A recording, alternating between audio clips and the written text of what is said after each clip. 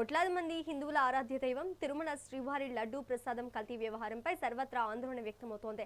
Somajiguda press club లో నిర్వహించిన సమావేశంలో కళ్యాణ్ చెట్లపల్లి, కరుణాకర్ సుగుణ మాట్లాడారు. గత ప్రభుత్వం హిందూ మనోభావాలను దెబ్బతీసేలా వ్యవహరించిందని వారు ధ్వజమెత్తారు. కల్తీ జరిగినట్లు ఎన్డీడీబీ, కాగ్ నివేదికలు స్పష్టం చేస్తున్నా నిందితులను అరెస్ట్ చేయడంలో జాప్యం ఎందుకని ప్రశ్నించారు.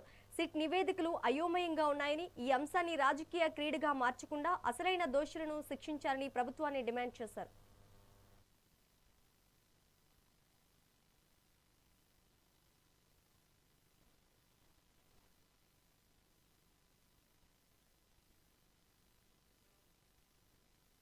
ఓం నమో వెంకటేశాయ.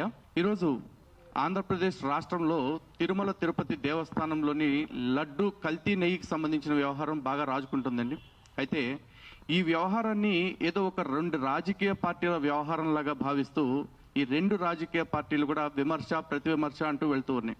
అయితే వైఎస్ఆర్సీపీ పార్టీకి సంబంధించిన వాళ్ళు చేస్తున్న వ్యాఖ్యలు కానీ లేకపోతే వాళ్ళు వ్యవహరిస్తున్న తీరు కానీ చూస్తూ ఉంటే నిజంగా వాళ్ళకి హిందువులన్నా హిందువుల విశ్వాసాలన్నా ఏ మాత్రం కూడా గౌరవం లేదన్న విషయం స్పష్టంగా తెలుస్తూ ఉంది.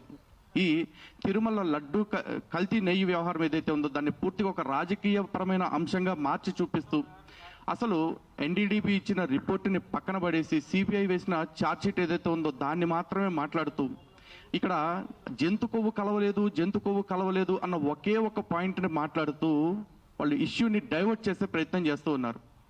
ఇక్కడ జంతువుల కొవ్వు కలవలేదు అన్న మాటలు మాట్లాడుతూ అసలు లడ్డు నెయ్యి కల్తీయా జరగలేదు అన్న ఒక తప్పుడు విధానాన్ని కూడా ప్రజల్లోకి తీసుకువెళ్తున్న విషయాన్ని స్పష్టంగా చూస్తూ ఉన్నాం. అయితే ఈ సందర్భంగా మేము ఒక్కటే స్పష్టం చేయదలుచుకున్నది ఏంటంటే ఇది మీ రాజకీయ పార్టీలకు సంబంధించిన వ్యవహారం కాదు, ఇది యావత్ హిందూ సమాజానికి సంబంధించిన అంశము. ఈరోజు తిరుమల తిరుపతి దేవస్థానం లేదా తిరుమల కొండ అంటే అది కేవలం ఒక కొండ కాదు, అది హిందువులు కోట్లాది మంది హిందువుల యొక్క విశ్వాసం. అటువంటి విశ్వాసాన్ని మీ రాజకీయ అవసరాల కోసం లేకపోతే మీ కక్కుర్తి కోసం కల్తీతో పాడు చేసింది కాకుండా హిందువుల మనోభావాల మీద దాడి చేసింది.